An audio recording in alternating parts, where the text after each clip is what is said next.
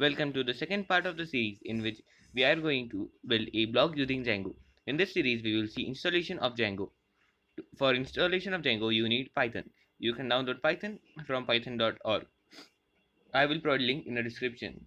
Then go to download section and select the appropriate version for your PC. I have the latest version is 3.8.3. Just download it, and you may check whether it is downloaded or not by typing Python in your command line. Let me just type it and press enter. It will open a Python shell in your command line. Here you may import or do whatever things you want to do with Python. I'll just exit it for now.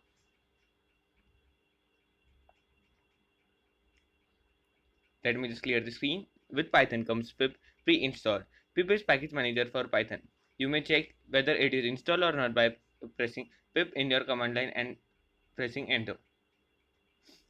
It will just show all the commands related to pip. Let me just clear the screen again. Yeah. Now let us install Django.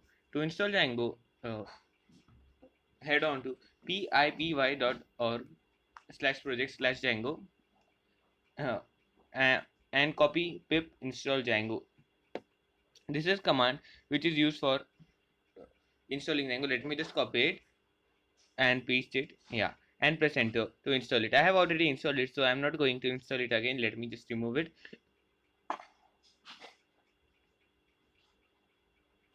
Now let us start a new project. To start a new project, open your command line and enter Django admin. Start project and name of your project. Let us here give as Django blog.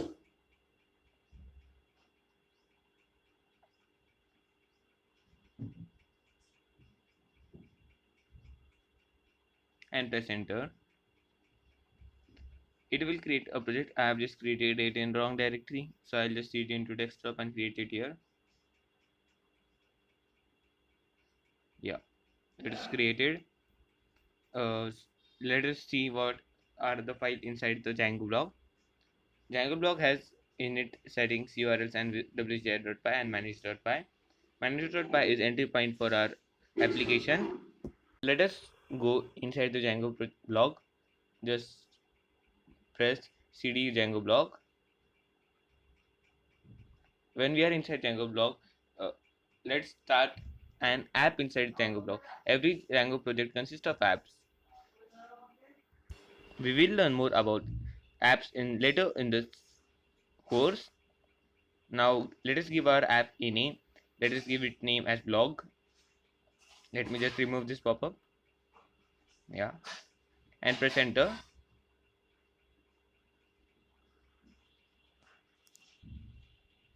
Yeah, now let me just clear the screen. Now you may see a new directory has appeared named as blog. It contains views.py, test model, and many other files. Now let us run our server. To run our server, let type python manage.py run server. Make sure you are inside the of your project. It will just run the server. It may take some time. Yeah, now the server is running. Now it is live at 8000. Now let's check it out in browser. Local host is to 8000. Let me just press enter. Yeah, you may see it is a welcome page. The installation has worked successfully. Congratulations and blah blah blah. Now let's head to the admin panel. To head to the admin panel, just type /admin/ it will show us an error. This is error that no such table Django sessions exist. This is error because we haven't created our database yet. To create our database, just run the command. Let me just clear the screen first. Yeah, just run the command python manage.py migrate. What migrate command does is it creates the database for the migrations which are applied. There are some default migrations in Django. It will just create the database for those migrations. Yeah, now all the migrations, all the required tables are created in database. Now let us run the server again. Python manage.py. No, let's first create super user. To create super user, type my Python manage.py create super user, and let me just split it. Yeah, create super user. You see the spelling? It should be joined together. Uh,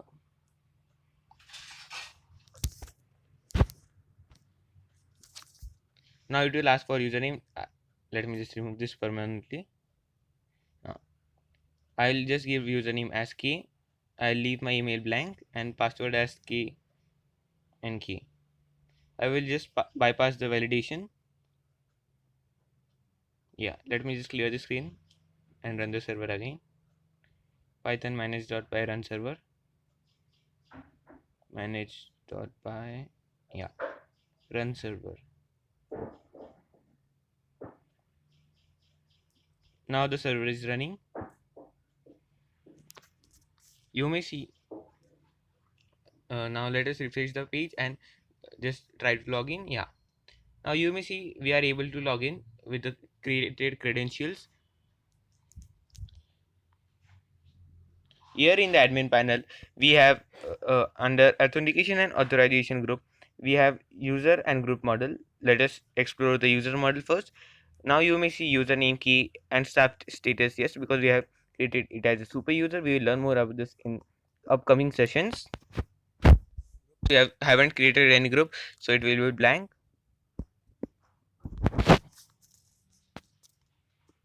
Now let us head back to home page.